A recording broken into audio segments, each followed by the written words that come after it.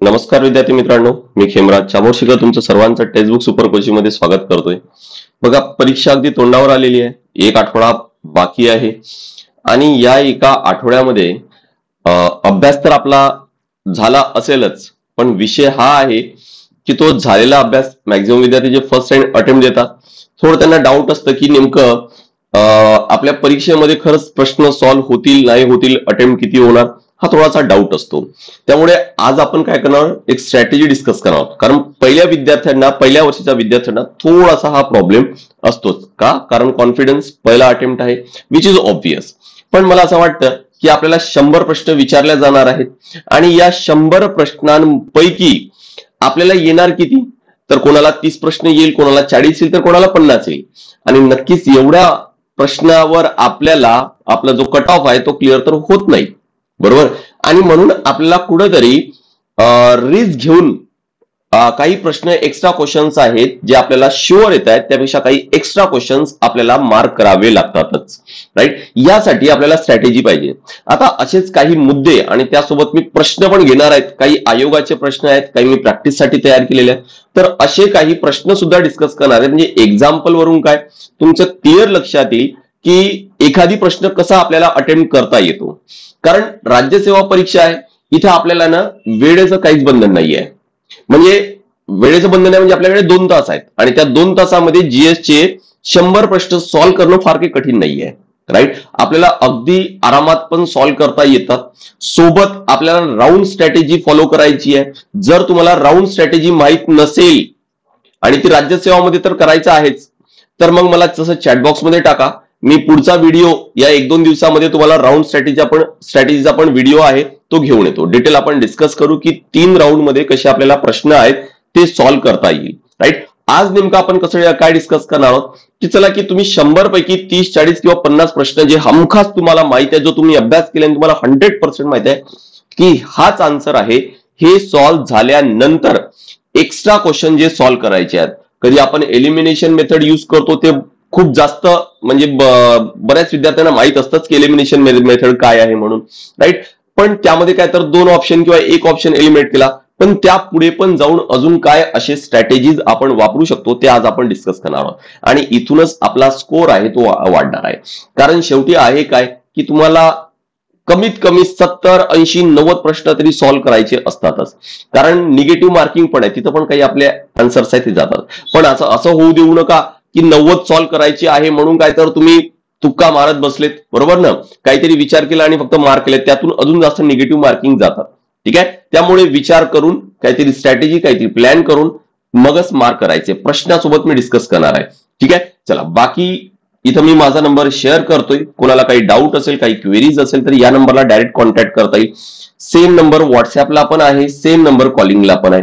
व्हॉट्सअपला आपण एक ग्रुप सुद्धा तयार केलाय सायन्सचा, तो जरी तुम्हाला जॉईन करायचा आहे तरी पण याच नंबरला कॉन्टॅक्ट करा. बाकी जे नवीन विद्यार्थी असतील, कोणी अनुभव म्हणून देत आहेत है ना, पण मग होतं काय की नाही आता काय तर पहिला अटेम्प्ट दिला, थोडासा कॉन्फिडन्स बिल्ड झाला, तर मी सजेस्ट करणार की लवकरात लवकर बॅच जॉईन करा, राईट. कारण काय, वेळ आपला भरपूर जातो जर आपण सेल्फ स्टडी करत असणार तर. आपल्याला कोणी गायडन्स मिळत नाही, कोणी मेंटॉर मिळत नाही, आणि मिळालं तरी पण मग ते प्रॉपर गायडन्स करणार याची गॅरंटी नाही. आणि आपल्याकडे काय तर पूर्ण एक्सपिरियन्स फॅकल्टी टीम आहे. प्रत्येकाला 8-10 वर्षाचा, 11 वर्षाचा अनुभव आहे, राईट. नेक्स्ट आहे काय की पहिला टप्पा काय आपल्या तयारीचा, तर सिलेबस. आणि जरी तुमच्याकडे सिलेबस नसेल तरी पण मला मेसेज टाका. माझा जो विषय आहे तो आहे काय तर सायन्स रिलेटेड. तुम्हाला कोणतेही क्वेरीज आहे, सायन्सचे तुम्हाला नोट्स हवे आहेत, जर तुमच्याकडे सायन्सचे स्कूल बुक म्हणजे महाराष्ट्र बोर्ड किंवा एनसीआरटी ते बुक जरी नसेल तरी पण मेसेज टाका, मी तुम्हाला लिंक शेअर करतो. कारण ते बेस्ट सोर्स आहेत सायन्ससाठी. सायन्सचे मग एमसीक्यू कोणाला प्रॅक्टिस करायचं असेल ते पण तुम्हाला मिळेल, ठीक आहे. आणि व्हॉट्सअप ग्रुप जर जॉईन करायचा आहे तरी पण त्यावर मला मेसेज करा, ठीक आहे. तर हा माझा नंबर आहे, नोट करून ठेवा. आणि व्हॉट्सअप ग्रुप झाल्यानंतर एक आपला टेलिग्राम चॅनल आहे, ज्यावर माझ्या सर्व सेशनचे अपडेट्स आहेत, पीडीएफ आहे, मी रेग्युलर शेअर करत असतो. त्यामुळे सायन्ससाठी तर नक्की जॉईन करून ठेवायचंय. बरं, बॅच बद्दल मी तुम्हाला बोललो, तर बॅच साठी लक्षात ठेवा की आपल्याकडे राज्यसेवासाठी बॅच आहे. या बॅचचं नाव आहे यशोदय बॅच, ठीक आहे. आणि आता राज्यसेवा जी परीक्षा आहे ही आपल्याला माहिती आहे की डिस्क्रिप्टिव्ह झालेली आहे, आणि यासाठी बेसिक जो एनसीआरटी मधून आपण कव्हर करतो तो असणं फार जास्त गरजेचं आहे, कारण आपल्याला उत्तर लिहायचं आहे. उत्तर लिहायचंय तर आपलं वाचन हा जास्तीत जास्त असायला पाहिजे. मग बेस्ट आहे काय की एनसीआरटी आणि न्यूज पेपर जर तुम्हाला मुख्य परीक्षेमध्ये चांगले मार्क्स मिळवायचे असतील तर. याशिवाय शक्यच नाही आहे की तुमचं राज्यसेवामध्ये तुम्हाला चांगले मार्क्स मिळणे. हे झाल्यानंतर मग रेफरन्स बुक आणि मग आन्सर रायटिंग प्रॅक्टिस. राईट, हा ऍक्च्युली काय तर आपला पॅटर्न असायला पाहिजे, जरी तुम्ही सेल्फ स्टडी करत असताना किंवा आपण ज्यावेळेस बॅच मध्ये घेतो त्यामध्ये सुद्धा. आता ही बॅच नाही, कम्प्लीट बॅच आपण म्हणता येईल, कारण यामध्ये तुम्हाला एनसीआरटी जी आहे ना ती इथं फ्री ऑफ कॉस्ट मिळते. काही वेगळं तुम्हाला एक्स्ट्रा कोणती बॅच घ्यायची गरज नाही. सोबत तुम्हाला वैयक्तिक मार्गदर्शन, पर्सनल मेंटरशिप आहे ते तुम्हाला इथं मिळणार आहे. नोट्स आहेत क्लासचे ते पण तुम्हाला इथं फ्री मिळेल. त्यासोबत 16 बुक सुद्धा तुम्हाला इथं फ्री ऑफ कॉस्ट मिळणार आहे. आले लक्षात. स्पेसिफिकली राज्यसेवाची बॅच तुम्हाला लाईफ टाइम साठी मिळेल. लाईफ टाइम साठी म्हणजे जोपर्यंत तुमचा सिलेक्शन होत नाही तोपर्यंत तुम्हाला ते बॅच आहे ती बघता येणार आहे. वरून विशेष लक्षात ठेवा की आपल्या प्रत्येक बॅचेस हे लाईव्ह प्लस रेकॉर्डेड असतात. आणि रेकॉर्डेड असेल म्हणजेच काय तर तुम्हाला ते अनलिमिटेड रेकॉर्डेड पाहता येतं. इथं असं बंधन नाहीये की तुम्ही 2 वेळा किंवा 3 वेळा पाहिलं म्हणजे झालं तुमचं. नाही, तुम्हाला वाटेल तेवढ्या वेळेस ते तुम्ही रिव्हिजन करा. आपल्या प्रत्येक बॅचवर ईएमआय फॅसिलिटी आणि डिस्काउंट अवेलेबल आहे. आता डिस्काउंट किती आहे, किती फीज आहे, बॅचचं शेड्यूल काय आहे हे सर्व माहित करून घ्या आणि मगच बॅच जॉईन करा. त्यासाठी इथं नंबर दिलेला आहे, त्यावर कॉन्टॅक्ट करायचा आहे. राज्यसेवाची बॅच झाल्यानंतर आपल्याकडे त्यासोबत अजून आहे काय तर ग्रुप बी ग्रुप सी ची पण बॅच आहे, ज्यामध्ये प्री आणि मेन्स कव्हर पूर्ण होईल. त्याचे वैशिष्ट्य इथे दिलेले आहेत. आणि जर फक्त तुम्हाला मेन्सची बॅच जॉईन करायची असेल ती पण अवेलेबल आहे. सर्व बॅचेसच्या माहितीसाठी माझा नंबर आहेच. राईट, चला पुढे वळूया आपण. बघा, शेवटी काय तर आपल्याला आपला स्कोर आहे तो वाढवायचा आहे आणि कट ऑफ आहे तो क्लिअर करायचा आहे. यासाठी 2च पर्याय आहेत आपल्याकडे, 2च पर्याय आहेत. एक आहे काय की आपले जे मिस्टेक्स आहेत ते कमी करायचे आहेत. कारण होतो काय की बऱ्याचदा आपल्याला वाटतं की एखादी हा आन्सर आहे पण तो चुकतो आणि चुकल्यामुळे आपले काय फक्त जे 2 मार्क मिळायचे होते ते फक्त 2 मार्क मिळत नाही. म्हणजे ते 2 मार्कचं नुकसान तर होतोच, त्यासोबत निगेटिव्ह मार्किंग पण आहे ते पण जातात. म्हणजे नेट जो लॉस आहे तो आपल्या 2 मार्कापेक्षा जास्त आहे. लक्षात आलंय. म्हणून ह्या ज्या चुका आहेत ह्या आपल्या करेक्ट करायच्या. जो प्रश्न आपला बरोबर कधी आपण काहीतरी घाईघाईत सॉल्व्ह करतो. आणि मी तुम्हाला ऑलरेडी म्हटलं राज्यसेवाचा पेपर पहिला जीएसचा पेपर आपल्याकडे वेळ भरपूर आहे, आरामात सॉल्व्ह करा, राऊंड स्ट्रॅटेजी फॉलो करा. राईट, तर मिनिमाइज मिस्टेक्स. घाई केल्यामुळे बरेच आन्सर चुकतात. ज्यावेळेस मी आता बघतोय की युट्यूबला आपला रोज 5:30 ला सेशन होतो, कधी कधी सोपे प्रश्न मला माहित असते की विद्यार्थ्यांनी हा भाग वाचलाय तरी पण विद्यार्थी चुकवतात. आता का चुकवतात ते जे मिस्टेक्स कोणकोणते होतात पुढच्या स्लाइडमध्ये मी डिटेल घेणार आहे. दुसरं आहे काय तर आपल्याला थोडंफार काहीतरी रिस्क घ्यायचंय, कारण शेवटी कट ऑफ क्लिअर करायचे. जेवढे आपल्याला येतात तेवढे जर आपण सॉल्व्ह केले तर कट ऑफ क्लिअर होत नाही. आणि रेअरली कोणी एखादी विद्यार्थी असेल असाच होईल, पण मॅक्झिमम विद्यार्थी लक्षात ठेवा की त्यांना रिस्क घ्यावीच लागते, ऑलमोस्ट सर्व विद्यार्थ्यांना. पण आता ती रिस्क म्हणजे काय की उगाच तुक्का मारायचा आहे असं तर नको व्हायला. मी म्हटलं की वेळ आहे त्या वेळेचा प्रॉपर युज करता आपण इंटेलिजंट रिस्क म्हणू त्याला. आपला इंटेलिजन्स आहे तो दाखवायचा आहे, त्यासाठी पण मी मुद्दे टाकलेले आहेत आणि प्रश्न पण टाकलेले आहेत. त्या प्रश्नावर तुम्हाला लगेच लक्षात येईल. ठीक आहे, चला पहिला मुद्दा डिस्कस करू. तो म्हणजे काय तर मिनिमाइज रिस्क. लक्षात ठेवा सर्वात पहिला मुद्दा. आणि जर माझे तुम्ही सेशन जर रेग्युलर करत असणार, जो आपला 5:30 वाजता युट्यूबला होतो, मी प्रत्येक प्रश्नामध्ये हे मार्क करतो की प्रश्नात करेक्ट विचारले की इनकरेक्ट विचारले, योग्य विचारले की अयोग्य विचारले, चुकीचा पर्याय विचारले की बरोबर पर्याय विचारले, सत्य विचारले की असत्य विचारले. हे मी प्रत्येक प्रश्नात का, कारण मला ही सवय झाली आहे आणि मी तुम्हाला बऱ्याचदा म्हटलं की तुम्ही पण सवय करा. होतं काय की आपल्याला बऱ्याचदा करेक्ट विचारलं असेल तर आपण करेक्ट मार्क करून तर येतो बऱ्याचदा, पण ज्यावेळेस इनकरेक्ट मार्क करून विचारल्या जातं आणि आपण मार्क करून येतो करेक्ट, म्हणजे प्रश्न येतोय सर्व कॉन्फिडंट पण आहो, पण हे फक्त कशामुळे झालं, फक्त घाई केल्यामुळे. आणि अति घाई डायरेक्ट पुढच्या वर्षी नाही, हे लक्षात ठेवा. डायरेक्ट पुढच्या वर्षी परीक्षा होणार आहे, 1 वर्ष सरळ जाणार आहे आणि लॉस कितीचा होणार तर 2.5 मार्काचा लॉस होणार आहे. लक्षात येतोय का? म्हणजे जे 2 मार्क मिळायचे ते 2 मार्क तर गेलेत आणि निगेटिव्ह मार्किंग पण गेलं. म्हणून याची सवय करा की प्रश्नात काय दिलेलं आहे, थोडस त्या शब्दाखाली याची छोटीशी लाईन काढा, अंडरलाईन करा. एकदा त्या शब्दाला तुमच्या सबकॉन्शियस माइंड मध्ये जाऊ द्या. एकदा हे जर झालं तर मग काय तर ते, आणि एकदा सर्कल करायच्या आधी, कारण तुम्हाला एका प्रश्नावर 2 सर्कल तर करता येतच नाही, म्हणून एकदा सर्कल करायच्या आधी तो एकदा फक्त व्हेरीफाय करा. ह्या चुका कधीच होणार नाही. मी तुम्हाला इथं एक करेक्ट एकदम क्लिअर सांगतोय की कट ऑफ पेक्षा मॅक्झिमम विद्यार्थी ज्यांचा खूप चांगला अभ्यास झालेला आहे, आणि जर तुमचा पहिला अटेम्प्ट असेल तर तुम्हाला स्पेशली सांगतोय मी, आणि ज्यांचा या आधी अटेम्प्ट दिला त्यांनी हे कन्फर्म करा चॅट बॉक्समध्ये की कट ऑफ पेक्षा मार्क्स ज्या विद्यार्थ्यांना चांगला अभ्यास झालाय त्याला खूप काही कमी मार्क्स राहत नाही. 5-10 मार्काचा फरक पडतो, आणि ते 5-10 मार्क इथून मिळू नाही शकत का? सहज मिळू शकतात. लक्षात येते का? तर म्हणून ह्या चुका अजिबात चालणार नाहीये. दुसरं आहे काय, ही एक घोड चूक आहे की read questions, all questions carefully. प्रत्येक प्रश्न नीट वाचा, प्रत्येक ऑप्शन नीट वाचा. तुम्ही कितीही कॉन्फिडंट आहात पहिल्या ऑप्शन बद्दल तरी पण घाई करू नका. परत इथं तेच म्हणणार की घाईमुळेच होतं हे, की पहिलं ऑप्शन तुम्ही कितीही कॉन्फिडंट आहात तरी पण इतर सर्व ऑप्शन्स वाचायचे आहेत. कारण होतं काय की बऱ्याचदा आपल्याला बेस्ट ऑप्शन निवडायचा असतो. असं पण होतो कधी कधी की पहिला ऑप्शन तर बरोबर आहे, पण त्यापेक्षा कधी दुसरा, कधी तिसरा, तर कधी चौथा ऑप्शन सुद्धा त्यापेक्षा जास्त बेटर असतो. कधी कधी असं पाहायला मिळतो की ए आहे, बी किंवा आपण इथं म्हणू की पहिला आहे, दुसरा आहे, तिसरा आहे, आणि चौथ्यामध्ये दिले की 1 आणि 2, आणि आपल्याला माहिती आहे की पहिला बरोबर आहे हा मार्क करून येतो, आणि राहतं काय 1 आणि 2, कारण दोन्ही बरोबर असतात. पण घाई केल्यामुळे अरे पहिलाच, आणि आयोग अशा वेळेस पहिला ऑप्शन टाकतोच बरोबर. हे मी बऱ्याचदा अनुभव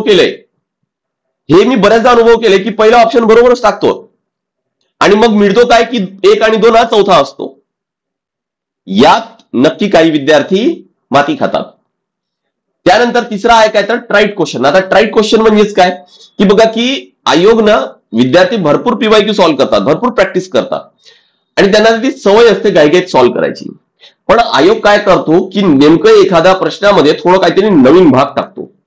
फॉर एक्झाम्पल, अगदी जनरल सांगतोय मी, एक्झाम्पल म्हणून सांगतोय की पहिले राष्ट्रपती कोण, पहिले राष्ट्रपती कोण, पहिले राष्ट्रपती कोण, असं प्रश्न जर विचारला असेल, मग कधीतरी मध्येच टाकणार काय की पहिले महिला राष्ट्रपती कोण, असा थोडासा काहीतरी चेंज केला. आता या प्रश्न तुम्हाला वाटेल की अरे सर हा तर फार सोपा प्रश्न आहे. हो सोपा प्रश्न, मी फक्त एक्झाम्पल दिलंय. आणि असे काहीतरी थोडाफार चेंज करतात, किंवा पहिला कोण आहे पहिल्या जागी दुसरा कोण, असं काहीतरी टाकून येईल, आणि आपण घाईघाईत काय तर तेच सवय झालेली असते की राष्ट्रपती म्हटलं की तेच मार्क करा. राईट. तर मग अशा वेळेस प्रश्न म्हणजे शेवटी आहे काय तर प्रश्न नीट वाचणे. म्हणजे या तीनही पॉइंट वरून मी तुम्हाला एवढंच म्हणणार की प्रश्न लक्षपूर्वक वाचा आणि घाई करू नका. राईट. आता यामुळे काय होणार तर आपले मिस्टेक्स कमी होतील. इथून नक्की आपल्याला 1-2 प्रश्नामध्ये बेनिफिट तर मिळेल. दुसरा भाग कोणता तर इंटेलिजंट रिस्क घ्यायची आपल्याला, ज्याला मी म्हटलं काय तर चीट कोड्स म्हटलं. यामध्ये एलिमिनेशन मेथड यूज करायची आहे. ऑप्शन्स एलिमिनेट करण्याचा प्रयत्न करा. मी काय म्हटलं की काही प्रश्न टाकलेले आहेत, त्या प्रश्नावरून हे सर्व मुद्दे तुम्हाला अजून चांगले क्लिअर होतील. एलिमिनेशन मेथड मला वाटतं की ऑलमोस्ट बऱ्याच विद्यार्थ्यांना माहित असतात की आपल्याला चला की मल्टीलायनर क्वेश्चन असतो, तर मल्टीलायनर मध्ये काय होतं की आपण लेट्स से की 4 सेंटेन्स दिले, त्या 4 सेंटेन्स मध्ये एखादी जर आपण एलिमिनेट करू शकला तर फायनल ऑप्शन मध्ये चेक करा की तसं काय एलिमिनेट होतो का. नक्की तुम्हाला 3 ऑप्शन एलिमिनेट होतील आणि 1 मिळेल. दुसरं आहे काय तर बघा, find extreme words like only, few, completely, except, without, all. हे बऱ्याचदा काय तर सेंटेन्स आहेत ते मुद्दामून टाकलेले असतात. एक एक्झाम्पल घेतो तुम्हाला, आणि याला लक्षात ठेवा की हा आहे काय तर ट्रॅप आहे. एक्झाम्पल घेतोय बघा, लक्षात घ्या. हा घेऊ बघा एक्स्ट्रीम वर्डचा example. Choose the incorrect word. मी तुम्हाला म्हटलं की हे सवय करायची आहे, तर इनकरेक्ट वर्ड काय दिले बघा. Chemical properties of metal oxide. धातूच्या ऑक्साईडचे रासायनिक गुणधर्म खालील प्रमाणे आहे.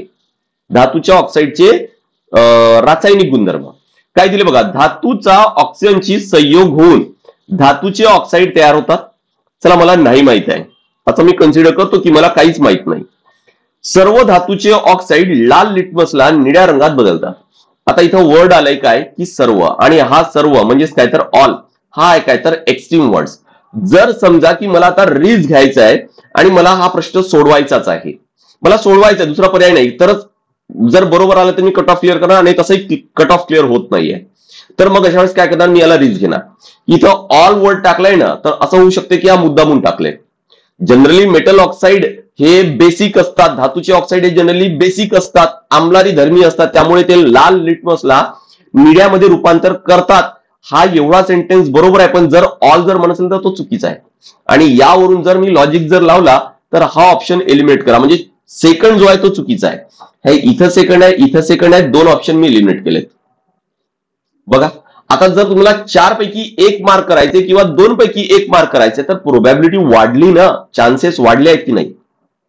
आणि म्हणून म्हणतोय की असे काही एलिमिनेट करण्याचा प्रयत्न करा. आता तुम्हाला थोडंसं रिस्क घ्यायचंय, 1 किंवा 4 पैकी 1 मार्क करा, थोडंसं विचार करा. इथं बघा काय विचारलंय की बरं बाकी ऑप्शन काय दिले, सोडियम ऑक्साईड आणि पोटॅशियम ऑक्साईड हे काय तर पाण्यामध्ये डिझॉल्व्ह होतात. दुसरं दिले की अल्युमिनियम ऑक्साईड हे एम्फोटोरिक आहेत. एम्फोटोरिक म्हणजे काय तर उभयधर्मी, म्हणजे ऍसिडिक पण आणि बेसिक पण. चला आता मला आयडिया नाहीये, आपण काहीतरी थोडासा अजून लॉजिक वापरण्याचा प्रयत्न करू. इथं काय विचारले, केमिकल प्रॉपर्टीज ऑफ मेटल ऑक्साईडचे केमिकल प्रॉपर्टी.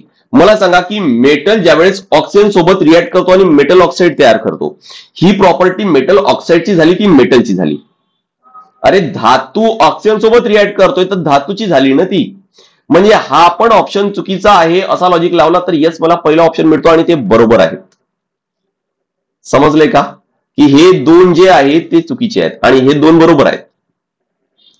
तर या पद्धतीने तुम्हाला एक्स्ट्रीम वर्डचा वापर करून, आता सर्वांमध्ये लॉजिक हा अप्लाय होईल असं नाही, मी काय म्हणतोय हे फंडे कधी युज करायचे, ज्यावेळेस तुम्हाला इंटेलिजंट रिस्क घेऊन काही ऑप्शन्स मार्क करायचे आहेत, ज्यावेळेस आपल्याला त्या प्रश्नामधील काही आयडियाच नाहीये पण गरज आहे की आपण कट ऑफ तसे क्लिअर होत नाहीये आणि आपल्याला मार्क करायचे. राईट, आय होप की तुम्हाला लक्षात आलं असेल हे दोन मुद्दे. आपण दोन ऑप्शन एलिमिनेट करू शकलो होतो का, कारण एक्स्ट्रीम वर्ड्स आपण शोधलं. नेक्स्ट आहे काय तर रीड एक्झामिनर्स माइंड, म्हणजे तो प्रश्न तयार करताना हे विचार करा की तो प्रश्न तयार करणाऱ्याने काय विचार केलं असाल. एक ऑप्शन देतोय बघा, एक प्रश्न देतोय. हा प्रश्न राज्यसेवा पूर्व परीक्षा 2016चा आहे. खालीलपैकी ध्वनी प्रदूषणाचे कोणते दुष्परिणाम आहेत, दुष्परिणाम विचारलेत. ठीक आहे, आता ध्वनी प्रदूषणाचे दुष्परिणाम बऱ्यापैकी काही आपल्या वाचण्यात आलेत, पण मला सांगा की सर्व वाचण्यात आले असणार का? नाही, कदाचित अजून त्यावर स्टडी पण सुरू असेल की ध्वनी प्रदूषणाचे अजून काय काय दुष्परिणाम होऊ शकतात, पूर्ण आपल्यावर आहे किंवा इतर सजीव सृष्टी आहे ते, तो जो स्टडी आहे तो अजूनही कदाचित सुरू असेल. कधी ना कधी काही ना काही रिपोर्ट आहे ती येतच राहते. आता बघा काही तर आपल्याला माहित आहे, श्रवण क्षमता 80 कमी होते, बहिरेपणा येतो, येस बरोबर आहे. ऑलमोस्ट सर्व ऑप्शन मध्ये आपल्याला पाहायला मिळतोय, असेल असतो. पुनरुत्पादन यंत्रणेवर वाईट परिणाम होतो, म्हणजे रिप्रोडक्शन जी सिस्टम आहे त्यावर वाईट परिणाम होतो. चला नाही माहिती. गर्भामध्ये विकृती निर्माण होण्याची शक्यता आहे, हा जर बरोबर असेल तर हा पण बरोबर असणार, कारण दोन्ही पण रिप्रोडक्शन सिस्टमशी संबंधित आहे. मानवाची विचार क्षमता आणि संपर्क कौशल्य यावर परिणाम होतो, यस नक्कीच बरोबर आहे. उच्च रक्तदाब म्हणजे बीपी निर्माण होतो, चला नाही माहिती आहे मला. पण आता जर मी हा जर विचार केला की जो एक्झामिनर आहे ज्याने हा प्रश्न तयार केलाय त्यांनी हे ऑप्शन कुठून आणले असणार, काय त्याला हे सर्व माहित असेल का? जर चला मी कन्सिडर करतो की मी जर प्रश्न सेट करतोय आणि मला सर्व नाही माहित आहे आणि मला असे काय तर हे 5 सेंटेन्स असे तयार करायचे, तर मी काय करणार, गुगलवरला सर्च करणार की डिसएडव्हान्टेज किंवा side effects of the sound pollution किंवा ध्वनी प्रदूषणाचे दुष्परिणाम कोणते आहेत म्हणून.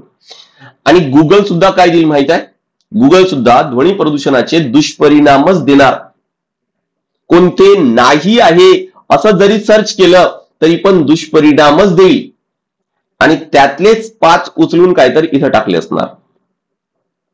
राईट, मला हे म्हणायचंय की ध्वनी प्रदूषणाचे कोणते दुष्परिणाम नाहीत हे शोधणं फार कठीण आहे. जरी तो आपल्याला वाटत असला, जसा इथं बघा की रिप्रोडक्शन मध्ये काहीतरी प्रॉब्लेम होईल किंवा बीपी निर्माण होईल, उच्च रक्तदाब निर्माण होईल, हे आपल्याला माहित नसले तरी पण त्याची शक्यता आहे. आणि अशा प्रश्नामध्ये मग most of the time all of the above answer असतो आणि हाच आन्सर आहे आयोगाचा. लक्षात आले का? आणि तुम्हाला परत सांगतोय की ध्वनी प्रदूषणाचे दुष्परिणाम जर तुम्ही पाठ करायला गेलेत तर सर्व पाठ होणार पण नाही, आणि पाठ जरी केलेत, लेट्स से की तुम्ही 10 पाठ केले, पण आयोगाची गॅरंटी नाही की त्या 10तलेच देईल म्हणून, त्याचा बाहेरचा पण देऊ शकतो.